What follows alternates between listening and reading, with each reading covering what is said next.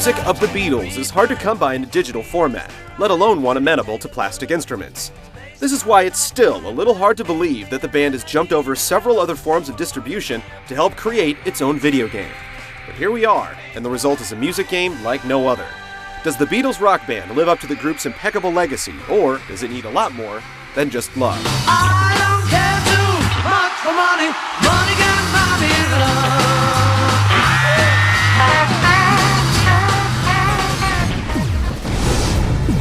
One thing I can tell you is you got to be free. The Beatles rock band is part music game, part interactive documentary. The music game part is a reasonable facsimile of past rock band games, with many of the same modes and features you've become accustomed to. But the game truly excels when it redrafts that formula to suit the most revered rock band in history. The presence of a story mode might catch you off guard. It's essentially a stand-in for career mode, but it's hard to dismiss it as such. Story mode takes you on a whirlwind tour of the Beatles' 10-year career to enable the sort of evocative experience that only a combination of 3D artistry and plastic instruments can deliver. Take the term story loosely. Everything is told through cool cinematics and the trippy, surreal dreamscapes that animate the band's later studio work. You start out at the Cavern Club in Liverpool in 1963 and wind up at the group's final live performance, the Apple Corps rooftop concert in London, 1969. Jojo was a man who thought he was a loner. Along the way, you'll play the Ed Sullivan Show, Shea Stadium, the Budokan, and spend quite a bit of time out of mind at the Beatles' Abbey Road studio. In terms of what happened where and who played which instrument when, the game colors outside the lines a bit.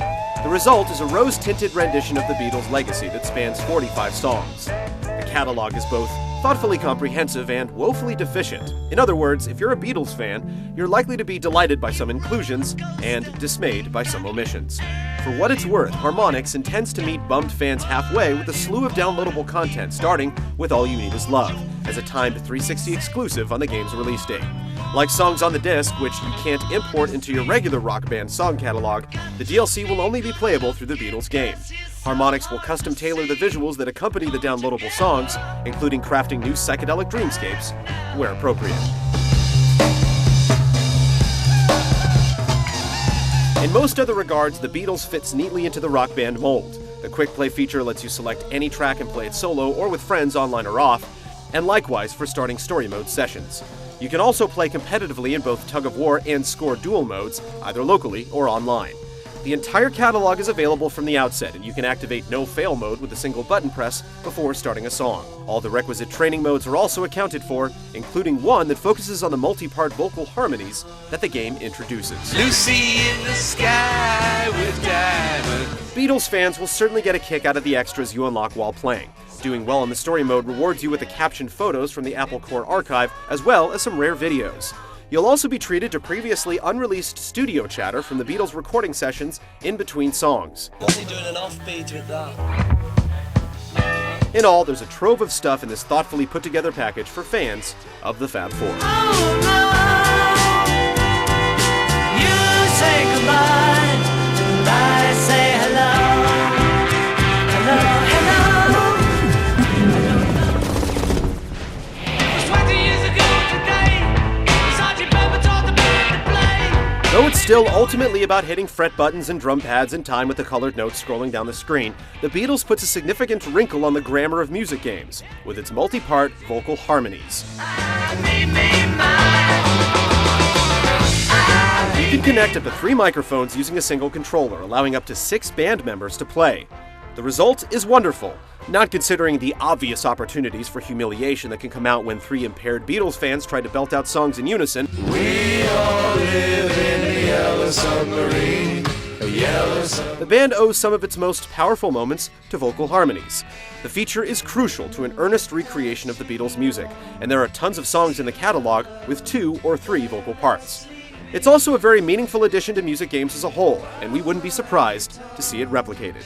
In terms of difficulty, the Beatles' music is more about grooving than getting your fingers in a knot, though expect some particular moments to test your chops, like the drum solo in Helter Skelter.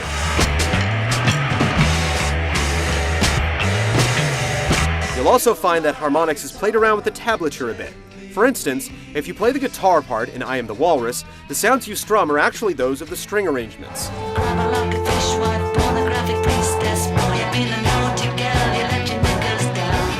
Same with Tomorrow Never Knows and the drums. The hectic rhythm is actually a result of an assortment of percussion instruments.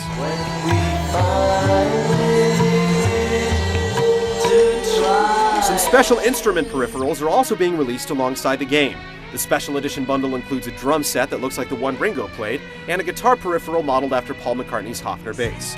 The special edition will also include a mic and, crucially for multi-talented players, a mic stand. Plastic versions of John Lennon's Rickenbacker 325 and George Harrison's Duo Jet guitars are also being sold separately. There isn't any new functionality in them.